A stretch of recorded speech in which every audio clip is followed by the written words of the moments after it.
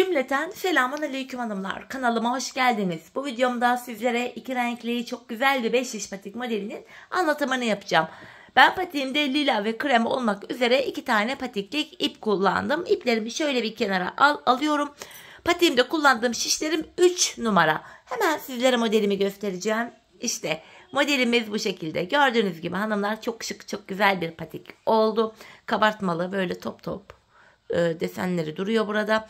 Bu modelimin daha önce 2 şişini çalışmıştım. Yoğun istek üzerine bu şekilde 5 şişini de yapmak istedim. İyi ki de yapmışım. Gerçekten çok tatlı, çok güzel oldu. Bu patik benim elimin ölçülerine göre 37-38 numara ayaklar için uyumlu oldu hanımlar. Büyük yapmak isteyenler bu model sayısını bir tane artırabilir. Küçük yapmak isteyenler de arka haroşa sayılarını azaltabilir. Bu şekilde yapabilirsiniz. Ayağınıza da ölçebilirsiniz hanımlar. Ölçerek de örebilirsiniz. Hiç vakit kaybetmeden hemen patiğimize başlayalım. Ben patiğime burundan 12 ilmek olarak başladım hanımlar. Burun kısmından. 12 ilmeğimi bu şekilde atıyorum. Ben bu başlama tekniğini bütün 5 diş patik videolarımda anlattım. Şimdi sil baştan yeniden gösteriyorum. Sebebi şu. Bu videoya ilk defa denk gelecek olan hanımların da kafaları karışmasın diye. Ayrıca kanalımda farklı 5 diş patik başlama teknikleri de var. Sizler patiğinizi dilediğiniz şekilde başlayabilirsiniz. Bakalım kaç ilmeğimiz olmuş sayalım. 3, 6, 9, 12 ilmeğimiz olmuş. Şimdi geri dönüyorum hanımlar. Patiğimizin arka yüzündeyiz bu şekilde. İkinci şişimi alıyorum, örmeye başlayacağım. Kenar ilmeğimi örmeden alıyorum. Devamında gelen ilmeklerimi arka yüzde olduğum için ters olarak örüyorum. Ters örgü uygulaması yapıyoruz hanımlar. Sonuncu ilmeğimi de yine ters örüyorum. Şimdi geri dönüyoruz. Ön yüzdeyiz. Bu aşamada hanımlar burun kısmında artık düz örgü uygulaması yapacağız ve 5 şişe de geçeceğiz bu sırada. Kenar ilmeğimi örmeden aldım. İkinci ilmeğimi örüyorum. 3, 4, 5, 6. İlk 6 ilmeğimi ilk şişimle ördüm. Kalan 6 ilmeğimi de ikinci şişimle öreceğim. Yani 12 ilmeğimi 6'şar 6'şar 2 şişime eşit olarak paylaştırdım. Şimdi hanımlar hiç geri dönmeden ilk başladığımız yerlerden ilmekler çıkaracağız. Üçüncü şişime ilmek çıkaracağım. İlk ilmeğimi hemen şu kenardan çıkartıyorum. İlmeğin iki kanadına birden girip ilk ilmeğimi buradan çıkarttım. Sonraki ilmeklerimi çıkartabilmek için de başlangıç yerimiz sıkı olduğu için tığımdan yardım alacağım. Şöyle başlangıç yerine girip ilmeğimi çıkartıp şişime takıyorum. Burada 2 ilmeğim oldu. Sırasıyla hanımlar ilmeklerimizi çıkartıp şişimize takıyoruz. Başlangıç yerinde ilmeğin iki kanadına birden tığım ile girip ilmeğimi çıkartıyorum ve şişime takıyorum. 4 ilmeğim oldu. Şu 5. ilmeğim, şu da 6. ilmeğim. Şimdi bir 6 ilmek daha çıkartacağım. Onu da 4. şişime takacağım. Böylece 4 şişimizde de 6'şar ilmeğimiz olacak. Şu 1. ilmeğim. Devam ediyorum. Şu 2. ilmeğim. Şu 3. ilmeğim. 4. ilmeğim. 5 ve bir ilmek daha çıkartacağım 6. 4 şişimizde de hanımlar böylece 6'şar ilmeğimiz oldu. 5. şişimi aldım ve şimdi örmeye başlayacağım. Hanımlar 4 şişimdeki 6 ilmeğimi de bir sıra boyunca düz olarak öreceğim. Bu şekilde. 5. şişimi aldım. İlk şişimdeki 6 ilmeğimi düz örüyorum. 5 şiş patikte bir sıra dediğimiz olay şudur. 4 şişimizdeki ilmeklerimizi de örüp tamamlayınca bir sıra örmüş oluyoruz. Boş olan şişim ile şimdi de ikinci şişimdeki 6 ilmeğimi örüyorum.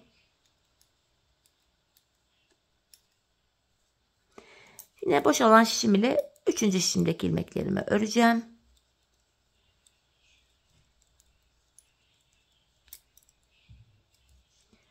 Dördüncü şişime geldim. Yine boş olan şişim ile 4. şişimdeki ilmeklerimi de düz olarak örüyorum hanımlar. Bu şekilde. Bir sıramızı tamamladık. 4 şişimizdeki ilmeklerimizi de ördük. Şimdi artırma zamanı. Şu patik burnumuza şöyle baktığımız anda artırma işlemini bu sağ ve sol kenardan yapıyoruz. Orta kısımlardan artırma yapmıyoruz. Şimdi ilk şişindeyim hanımlar. Kenar hemen sağ tarafa düşüyor. İlk 2 ilmeğimi örüyorum. 2 ilmek örüyorum. Ardından ikinci ilmeğimin altındaki hemen şu ilmeğimin kenarına şişimi taktım. Buradan aldığım ilmeğimi de yine düz örüyorum. Artırmamı yaptım. Kalan 4 ilmeğimi düz olarak örüyorum.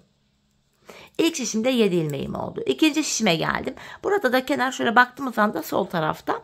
Son 2 ilmeğim kalana kadar öreceğim ve ikinci şişimde de artırmamı yapacağım. Bakın sondan ikinci ilmeğimin altındaki şu ilmeğimin kenarına şişimi taktım.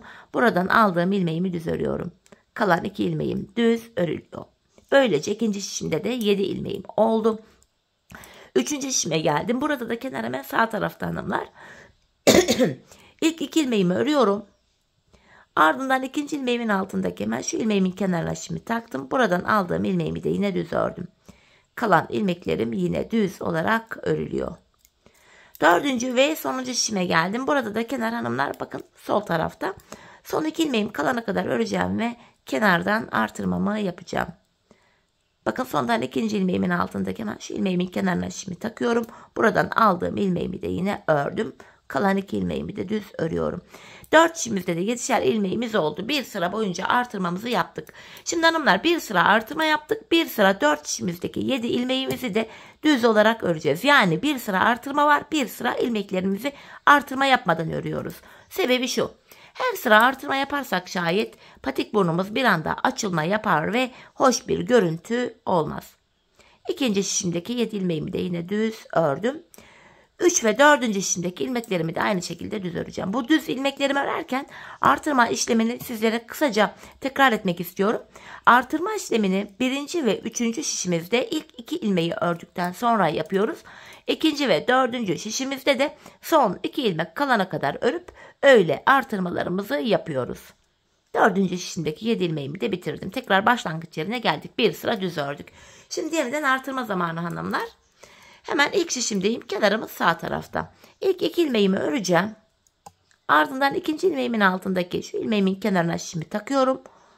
Buradan aldığım ilmeğimi düz ördüm. Kalan ilmeklerimi yine düz örülüyor.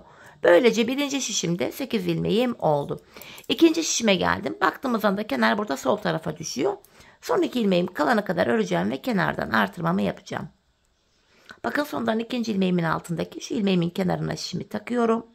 Buradan aldığım ilmeğimi yine düz ördüm. Kalan 2 ilmeğim düz örülüyor. Üçüncü şişime geldim. Burada da kenar hemen sağ tarafta.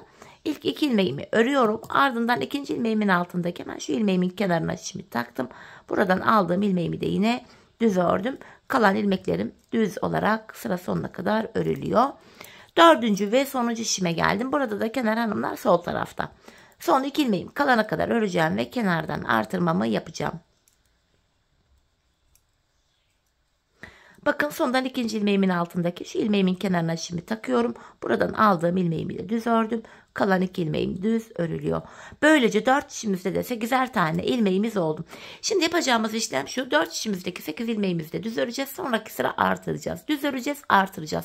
Patik burnunu bu şekilde tamamlayacağız. Hanımlar ben bu patiğimde artırmalarımı şu şekilde yaptım. İlk 3 şişimde 14'er ilmeğim var. 4. şişime de 13 ilmek olarak ayarladım hanımlar. Çünkü modelimiz bu şekilde. Bu sayılarla denk geldi. Bu sayılara dikkat etmek zorundayız. Çünkü model tam oturmaz. Bakın benim yaptığım sayılara göre modelimiz böyle tam oturdu. Bu aşamada nasıl 4. şişimizde 13 olacak, diğerlerinde 14 diye bazen yorumlarda da geliyor bu tarz modellerde. Hanımlar ilk 3 şişte 14 olana kadar artırıyoruz. 4. şişimize geldiğimiz anda 14. ilmeği artırmıyoruz. Bu şekilde yapılacak. Şimdi hep birlikte artırmalarımızı yapalım gelelim. Ardından birlikte modelimizi kuralım. Evet hanımlar ben artırmalarımı yaptım ve geldim. İlk 3 şişimde 14'er ilmek, sonuncu şişimde de 13 ilmeğim var. Bu aşamada krem ipime geçiş yapıyorum artık. İlmeklerimi krem ipim ile öreceğim. Lila ipimiz beklesin. Modelimizi kurarken yine lila ipimizi kullanacağız. Bu şekilde hanımlar krem ile devam edeceğiz. Hemen krem ipimin ucunu bu lila ipime bağlayacağım. Patiğimiz sökülmesin diye. Buraya 2 tane sıkı bir düğüm atacağım. İlmeklerimin tamamını krem ipim ile düz olarak öreceğim.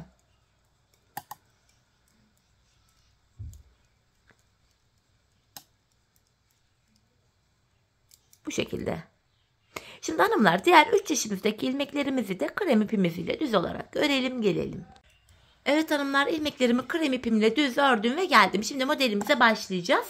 Modelimiz 6 sıradan oluşuyor hanımlar. Şimdi ilk sırasındayız. İlk sırasını krem ipimizle örüyoruz.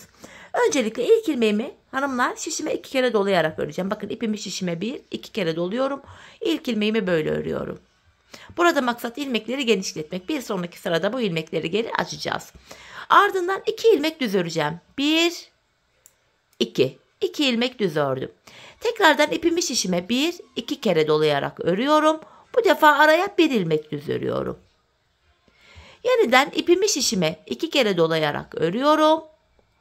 2 ilmek örüyorum. İpimi şişime 2 kere dolayarak örüyorum. Bu defa 1 ilmek örüyorum.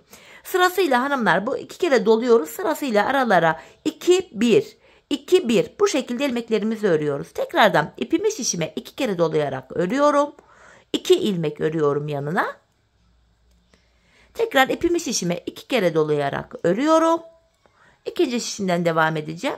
Bu defa 1 ilmek örüyorum. Devam ediyorum. Yine ipimi şişime 2 kere doluyorum. 2 ilmek örüyorum. İpimi şişime 2 kere doladım. 1 ilmek ördüm. Tekrar 2 kere dolayarak örüyorum. 2 ilmeğimi ördüm. 2 kere dolayarak örüyorum. 1 ilmek örüyorum. 2 kere dolayarak ördüm. Araya 2 ilmek öreceğim şimdi. 1, 2. Üçüncü şişimden devam ediyorum. 2 kere dolayarak örüyorum. Araya 1 ilmek örüyorum. Bu şekilde hanımlar. Devam ediyorum. 2 kere dolayarak ördüm. Araya 2 ilmek örüyorum. 2 kere dolayarak ördüm. Araya bakalım kontrol ederek gidelim. 2 kere doladım. 2 ördüm. 2 kere doladım. 1. 2 ördüm. Şimdi 1 öreceğim.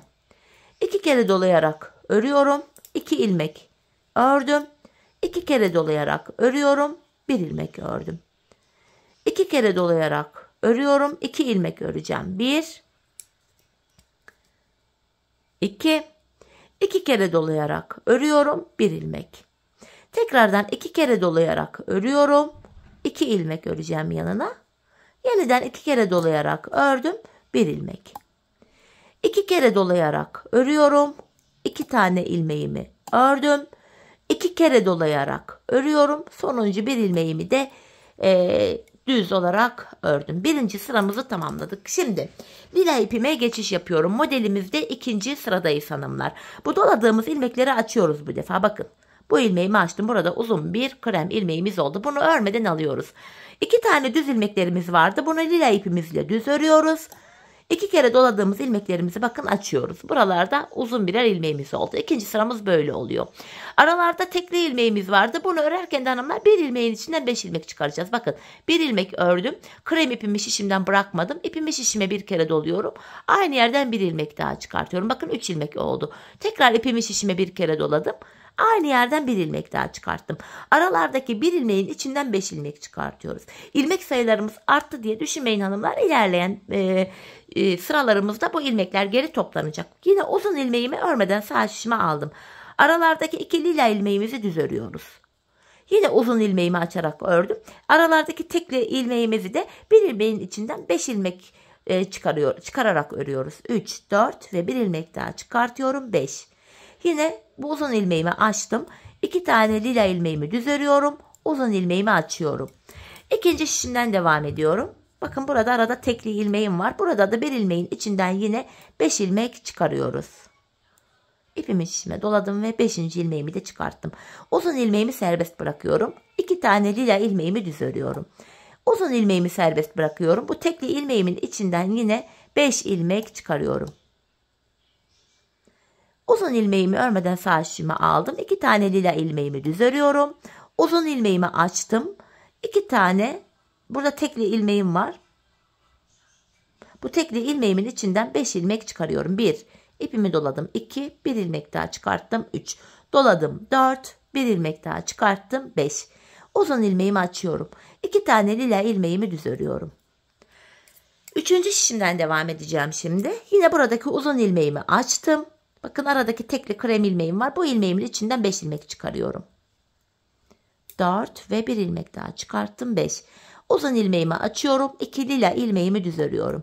Yine uzun ilmeğimi açıyorum. Arada bir tane lila ilmeğim vardı. Bu ilmeğimin içinden 5 ilmek çıkartıyorum. Tekli ilmeklerin içinden 5 ilmek çıkartıyoruz. İkili krem ilmeklerimizi düz örüyoruz.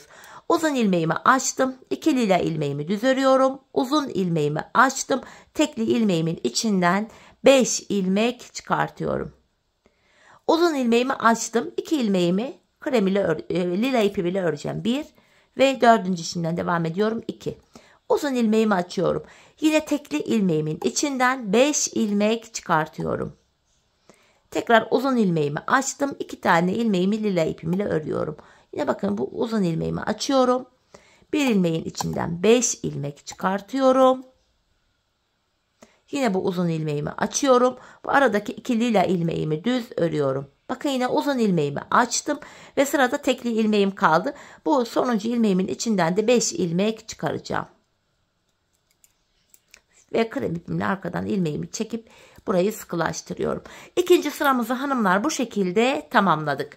Geldik modelimizde 3. sıramıza.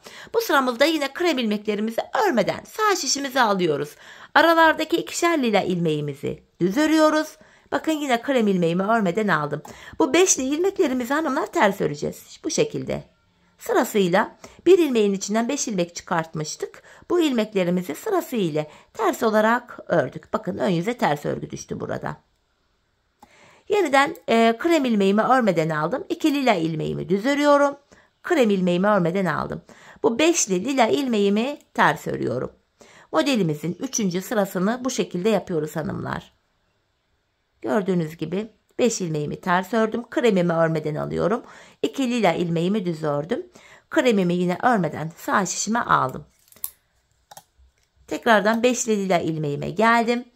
Buradaki ilmeklerimi ters olarak örüyorum. Bu şekilde. Yine krem ilmeğimi örmeden aldım. 2 tane lila ilmeğimi örüyorum. Yine kremimi örmeden aldım. 5 tane lila ilmeğimi ters örüyorum. Sonra bu ilmekleri toplayacağız. Ön yüze top top desen çıkacak böylece. Bakın ters olarak ördüm lila ilmeklerimi. Kremimi örmeden alıyorum.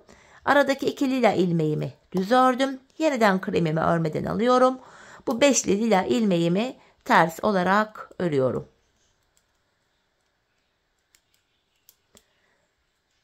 Lila ilmeğimi örmeden aldım. Aradaki 2 ilmeğimi yine düz örüyorum. Üçüncü şişimden devam edeceğim. Yine kremimi örmeden aldım. Bu 5 tane lila ilmeğimi ters olarak öreceğim.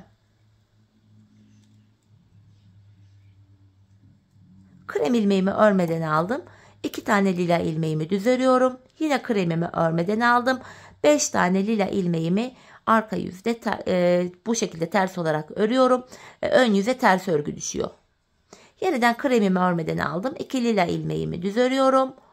Kremimi örmeden aldım. Bu 5 tane lila ilmeğimi ters olarak örüyorum. Kremimi örmeden aldım. Aradaki 2 tane lila ilmeğimi düz öreceğim. 4. şişimdeyim hanımlar. Modelime buradan devam ediyorum. 2. lila ilmeğimi buradan ördüm. Krem ilmeğimi örmeden aldım.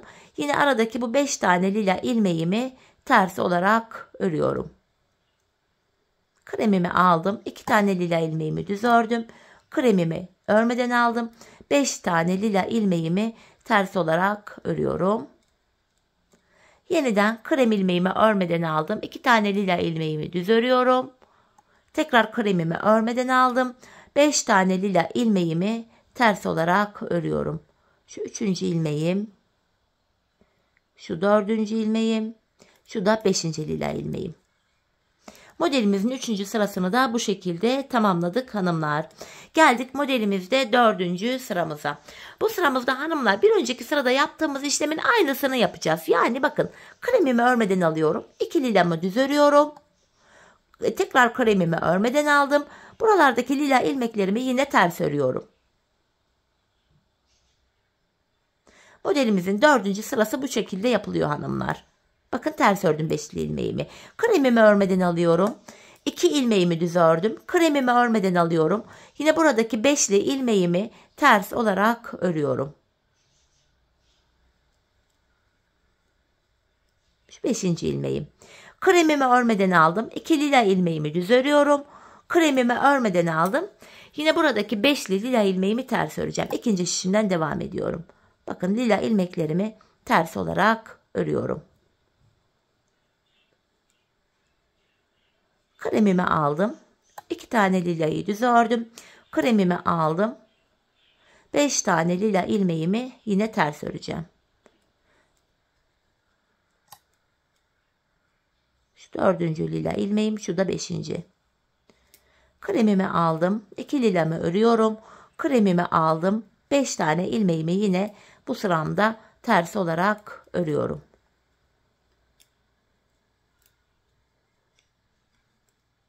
Şu 5. ilmeğim. Kremimi aldım. 2 lila ilmeğimi düz örüyorum. 3. şişimdeyim hanımlar. Tekrar kremimi aldım.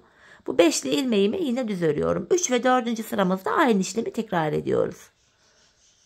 5. sıramızda da bu ilmeklerimizi, fazla 5'li ilmeklerimizi geri toplayacağız. Kremimi örmeden aldım. 2 lila ilmeğimi düz örüyorum. Kremimi yine örmeden aldım. 5'li lila ilmeğimi ters olarak örüyorum.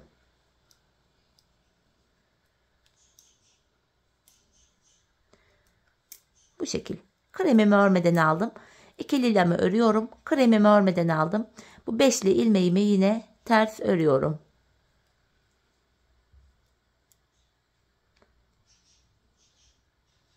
Bu şekilde ilmeğimi yarım aldım. Hemen düzelteyim. Kremimi örmeden aldım. 2 lila ilmeğimi düz öreceğim. 4. ve sonuncu şişimdeyim. Yine kremimi örmeden aldım. Bu 5'li lila ilmeğimi ters olarak örüyorum.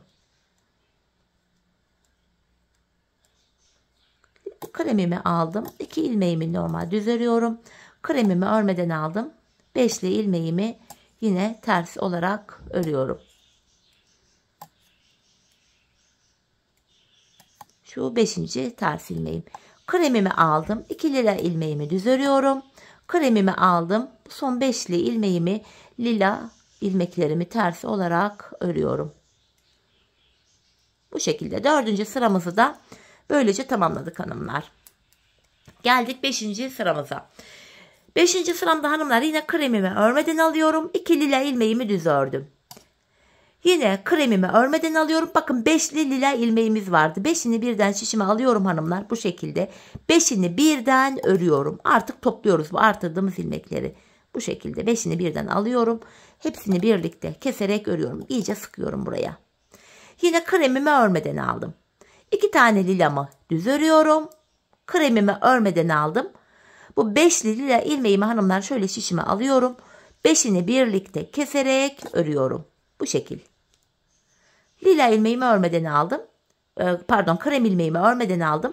2 tane lila ilmeğimi düz örüyorum. Yine kremimi örmeden aldım. Bu şekilde hanımlar bakın. Buraya top top görüntümüz oluştu. Modelimizin 5. sırası.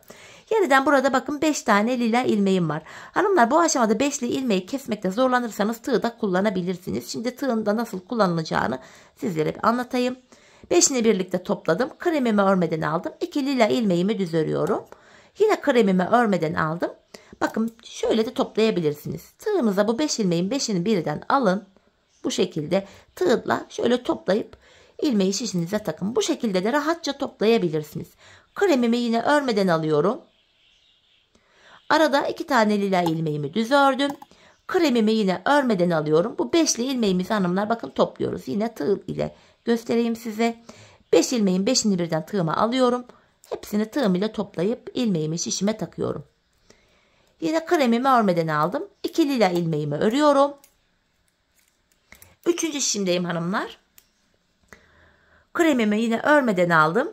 Yine bu 5'li lila ilmeğimi toplayacağım. Şöyle 5'ini birlikte örüyorum. Kremi örmeden aldım. 2 lila ilmeğimi düz örüyorum. Kremimi yine örmeden aldım. Bu 5'li lila ilmeğimin 5'ini birden keserek örüyorum. Tekrar artırdığımız ilmekleri geri topladık. Kremimi örmeden alıyorum. 2 lila ilmeğimi düz örüyorum. Kremimi örmeden alıyorum. Yine burada 5'li lila ilmeğim var. Bakın. 5'ini birlikte keserek örüyorum. Kremimi örmeden aldım. Arada 2 lila ilmeğim var. 4. şişimden devam ediyorum. 2. lilamı ördüm. Kremimi özür dilerim. Kremimi örmeden alıyorum. Bakın yine tığ ile devam edelim dilerseniz. 5'li lila ilmeğimi tığım ile kesiyorum. İlmeğimi yine şişime taktım. Krem ilmeğimi örmeden aldım. 2 lilamı örüyorum. Kremimi örmeden aldım. Bakın yine 5'li ilmeğim. Dilerseniz şiş ile, dilerseniz tığ ile artık nasıl kolayınıza giderse bu 5'li ilmeklerinizi bu şekilde kesebilirsiniz. Bakın yine lila kremimi örmeden aldım. 2 lila ilmeğimi düz örüyorum. kremimi örmeden aldım. Bakın son 5 lila ilmeğim kaldı.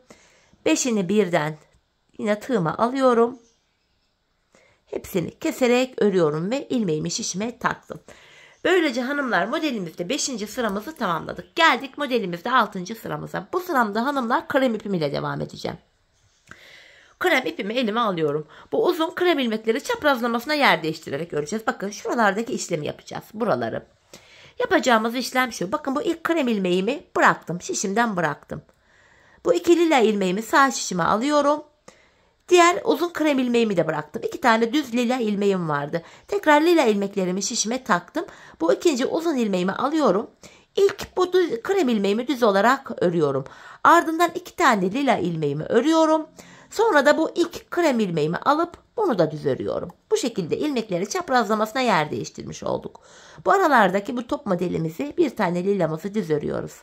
Tekrardan bakın uzun krem ilmeğimi bıraktım. 2 tane lila ilmeğimi sağ şişime alıyorum. Diğer uzun ilmeğimi de bıraktım.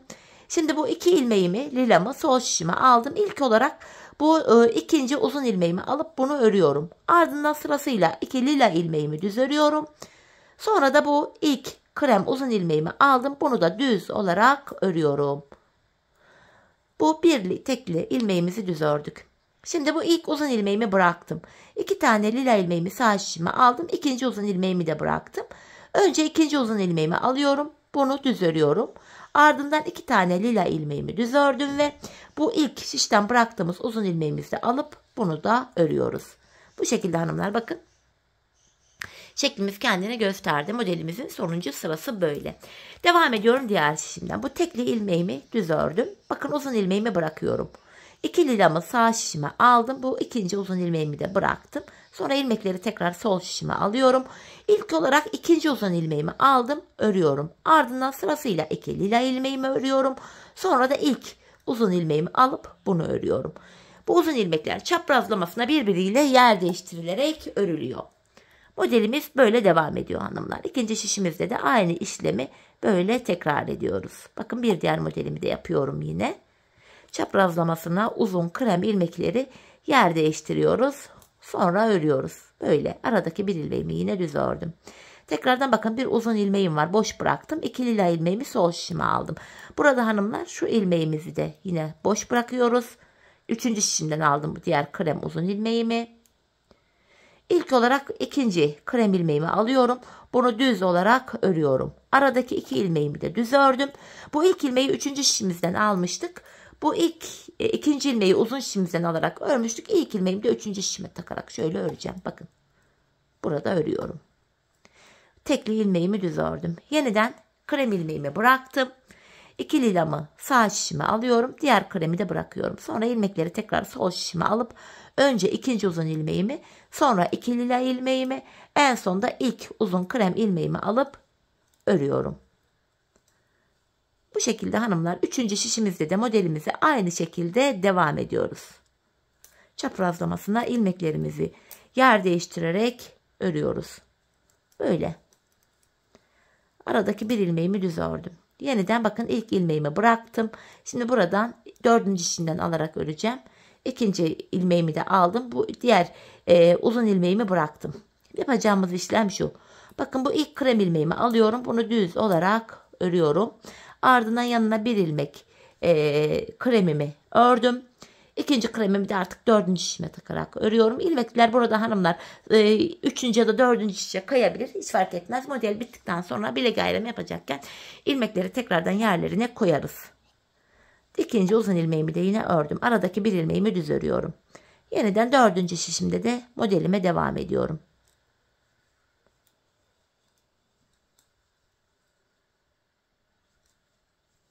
Bakın aradaki bir ilmeğimi düz ördüm. Tekrardan bu uzun kremimi bıraktım. Şöyle. İkinci uzun ilmeğimi önce örüyorum. Sonra 2 lila ilmeğimi örüyorum. Sonra da ilk uzun ilmeğimi alıp bunu düz olarak örüyorum. Sonuncu ilmeğimi de düz ördüm. Evet hanımlar, modelimizi böylece tamamladık. Ördükçe kendini gösteren bir model. Modelimiz bitti. 6 sıramızı tamamladık. Şimdi ilmeklerimizin hepsini düz olarak öreceğiz hanımlar. Bu şekilde tamamını krem ipim ile düz örüyorum. Modelimizi bitirdik. Bu şekilde. Bakın hepsini düz örüyorum. Modelimiz böyle. Şimdi hanımlar 4 işimizdeki ilmeklerimizi de 2 sıra boyunca krem ipimiz ile düz olarak örelim gelelim.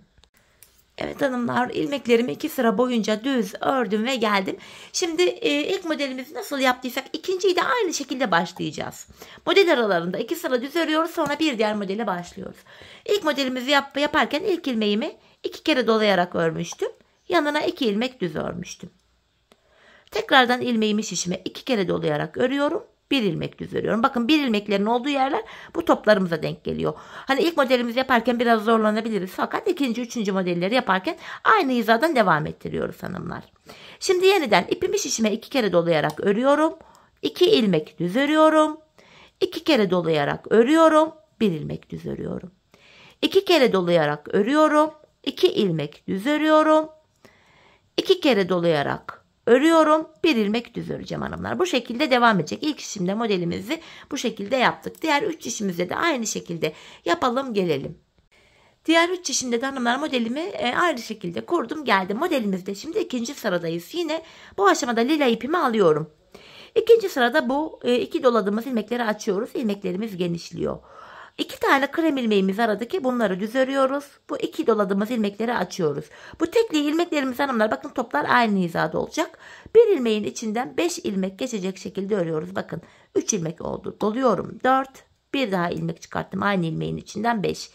Yeniden bu krem ilmeğimi açıyorum. Arada 2 ilmeğimi lila ipimle düz örüyorum. Tekrar bu 2 doladığım ilmeğimi açıyorum. Bakın arada bir tekli ilmeğim var. Bunun içinden 5 ilmek çıkaracağız. Bir kere çıkarttım, ipimi doladım. Bir daha çıkarttım, 3 oldu. Doluyorum 4.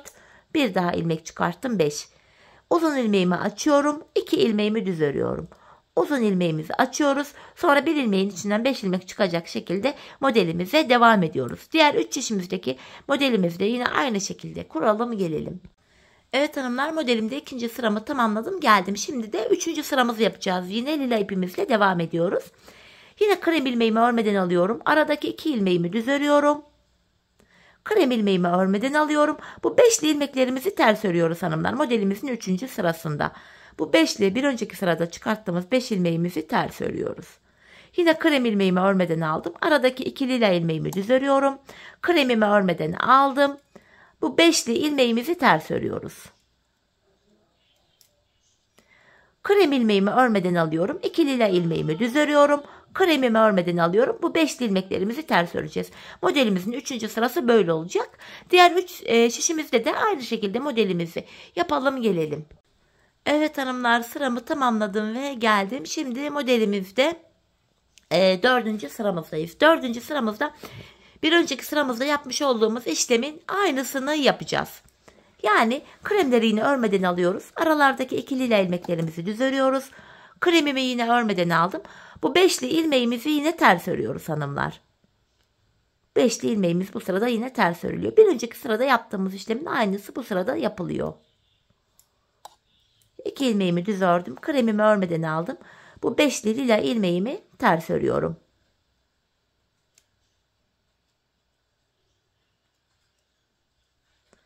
Kremimi örmeden aldım. 2 lila ilmeğimi düz örüyorum. Kremimi örmeden alıyorum. Yine burada ilmeklerimi ters öreceğim. Bu şekilde devam edeceğiz. Diğer 3 işimizde de modelimizi yine aynı şekilde yapalım gelelim. Evet hanımlar, 4. sıramı da tamamladım. Geldim, şimdi modelimizin 5. sırasındayız. Bu aşamada yine kremleri örmeden alıyoruz. 2 lila ilmeğimi aradaki düz örüyorum. Yine kremimi örmeden aldım. Burada 5'li ilmeğim vardı hanımlar. 5'ini birlikte şöyle şişime takıyorum. 5'ini birlikte keserek örüyorum. Modelimizin 5. sırasında bu ilmeklerimizi topluyoruz. Yine kremimi örmeden aldım.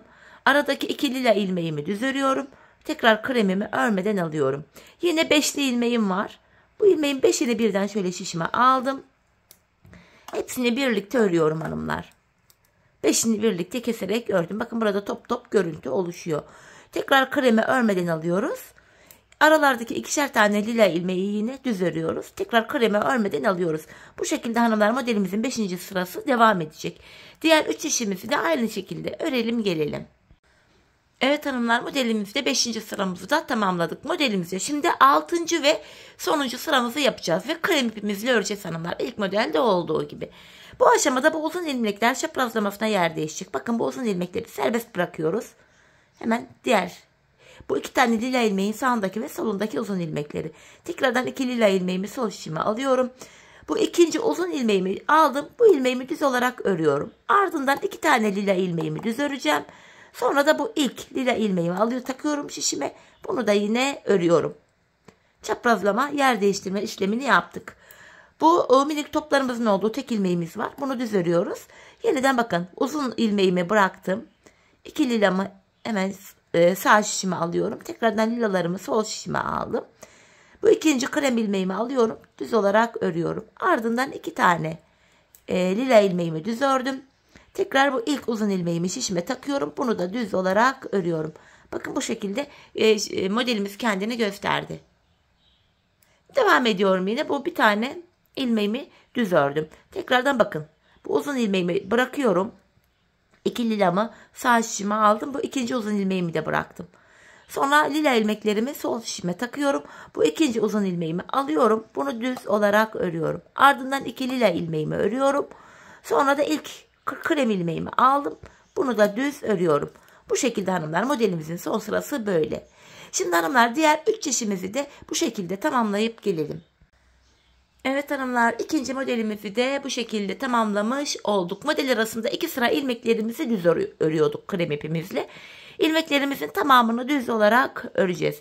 2 sıra boyunca. Ardından 1. ve 2. modeli nasıl yaptıysak 3. modelimize başlatacağız. Bu şekilde devam edecek hanımlar. İlk 2 modelimizi bu şekilde birlikte yapmış olduk. Şimdi 2 sıra boyunca bu şekilde düz öreceğiz. Hanımlar 2 sıra böyle düz dolandıktan sonra bakın model üzerinde göstereyim. 1. ve 2. modelle aynı şekilde 3. modeli yapacağız. 3. model bitince yine 4 şişimizdeki ilmeklerimizi de 2 sıra krem ipimizle örüp 4. sıradaki modelimizi başlatacağız. Hanımlar 4. sıra modelimiz bitince 4 şişimizdeki ilmeklerimizi de 2 sıra değil 1 sıra boyunca krem ipimizle düz örüp gelelim. Sonuncu modelimizden sonra 1 sıra ilmekleri krem ipimizle düz örüp gelelim. Sonrasında hanımlar buluşalım, bilek ayrımını beraber yapalım. Evet hanımlar, patiğimin ön bölümünü tamamladım ve geldim. Toplamda 4 tane bu modelimden yaptım. Modelim bitince 4 şimdiki ilmeklerimi de 1 sıra krem ipimle düz olarak ördüm.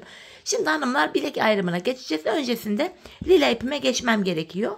İlmeklerimi lila ipim ile öreceğim hanımlar bu aşamada. Tamamen lila ile öreceğim. Patiğimizin devamında artık renkli ipimizi kullanacağız. Bu şekilde ilmeklerimi lila ipimle düz örüyorum. Artık krem ipi de kesip buraya bağlayabiliriz. Dediğim gibi artık krem ipimizi kullanmayacağız.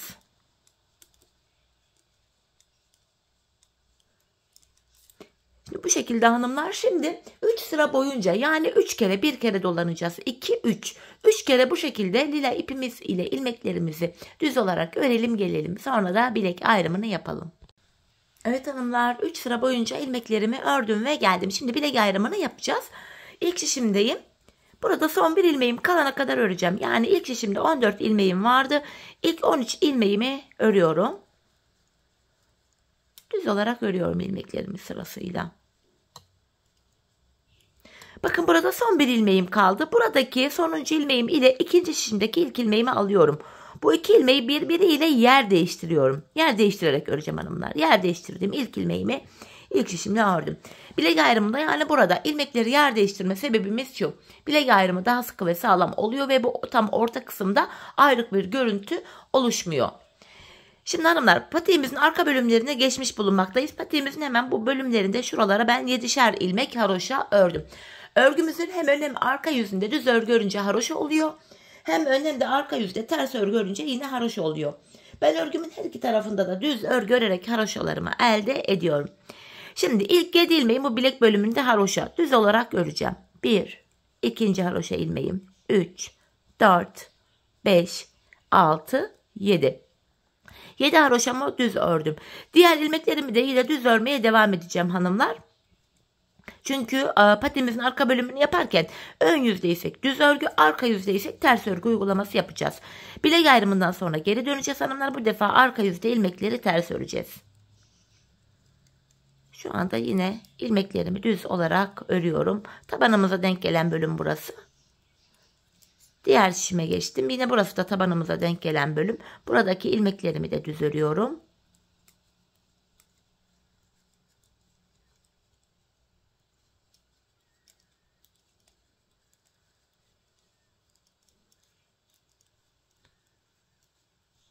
Bilek ayrımı yaptım. Son şişime geldim. Yine buradaki ilmeklerimi de düz öreceğim. Bakın son 7 ilmeğim kaldı. Haroşa olduğu için bunu da düz örüyorum. Bu haroşa ilmekleri örgümüzün her iki tarafında düz örgü örerek elde ediyorum. Bakın bilek ayrımına geldik. Bilek ayrımından sonra geri döneceğiz artık. Patiğimizin devamında böyle ilerleyeceğiz. Öncelikle kenar ilmeğimi örmeden aldım. Kenar ilmeğimle birlikte toplam 7 ilmek düz olacak. Şu ikinci ilmeğim 3, 4, 5, 6, 7. 7 ilmek düz ördüm. Buraya bakın bir diş haroşamız oluştu. Devamında gelen ilmekleri de bakın arka yüzde olduğum için ters örüyorum. Patiğimizin arka bölümünde hanımlar yapacağımız işlem bu. Ön yüzde düz örgü, arka yüzde de şu an yaptığım gibi ters örgü uygulaması yapıyoruz. Patiğimizin arka bölümünde başka yapılacak hiçbir şey yok. Bilek ayrımına kadar öreceğiz, geri döneceğiz. Hani böyle devam edecek.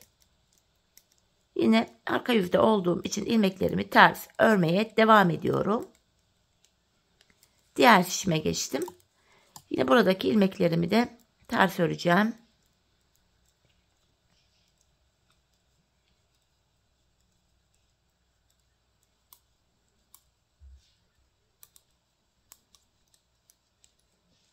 Son şişime geldim.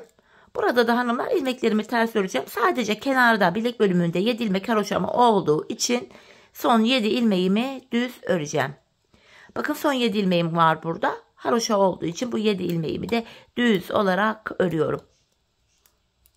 Bilek ayrımına geldik yine. Bu aşamada tekrardan geri dönüyorum hanımlar.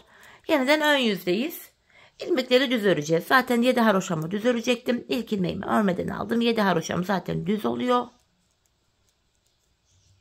Devamında gelen ilmeklerimi de yine ön yüzde olduğum için düz öreceğim. Diğer bilek ayrımına kadar öreceğiz. Ardından geri döneceğiz. Arka yüzde ters öreceğiz. Patiğimizin arkasında yapacağımız işlem bu kadar. Şöyle baktığımız anda bu kenarlarda bir diş haroşamız oluştu bile.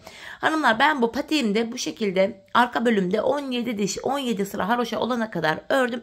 Benim elimin ölçülerine göre tam geldi. Bakın makineye de zaten tam oldu. Bu aşamada sizler mutlaka patiğinizi örerken ayağınıza giyin, ölçerek yapın. Arka kısmı topuğunuzun kenarına gelene kadar örmeniz gerekiyor. Bu şekilde ölçü alarak yaparsanız patiğiniz ayağınıza tam olur. Büyük ya da küçük olduğu sorunu yaşamazsınız. Şimdi hep birlikte patiğimizin arka bölümünü ölçülerimize göre örelim gelelim. Sonra da birlikte topuğumuzu keselim. Evet hanımlar, patiğimin arka bölümünü tamamladım ve geldim. 17 sıra haroşamı buraya ördüm. Bu aşamada bilek ayrımından sonra bu bölüm genişlediği için ilmeklerin hepsi böyle tek şişte toplanacak duruma geldi. Bakın dümdüz duruyor. Ben bu aşamada bana topuk kesiminde kolaylık sağlasın diye ön yüzden baktığımız anda sol taraftaki şişime 24 adet ilmek ayırdım. Kalan ilmekleri de tamamen sağ şişime taktım. Şimdi topuğumuzu kesmeye başlayacağız. Topuk bölümünde hanımlar kenardaki 7 ilmek haroşamızı yine haroşa olarak öreceğiz ki model bütünlüğü sağlansın diye.